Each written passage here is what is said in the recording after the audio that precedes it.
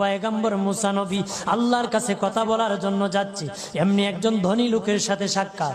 ধনী কয়, মুসা রে, ও মুসা, আমার এত ধন হিসাব রাখতে পারি না, আল্লাহরে জিগাইবানি কি করলে আমার ধন কমবে? মুসা নবী কয়, ঠিক আছে জিগাইব।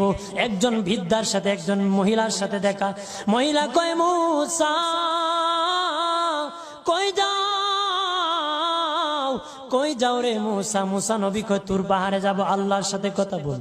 মুসা রে, আল্লাহরে জিগাইবানি, আমি গরিব মানুষ, আমি ভালো কিছু কিনতে পারি না, ছেলে মেয়েকে ভালো কিছু খাওয়াইতে পারি না, ভাঙ্গা ঘর, এত গরিব, ভালো করে ঘর বানাইতে পারি না, আল্লাহরে জিগাইবানি কি করলে আমার উন্নতি হবে, ধনী হব, টাকা পয়সা হবে, আল্লাহরে জিগাইবানি।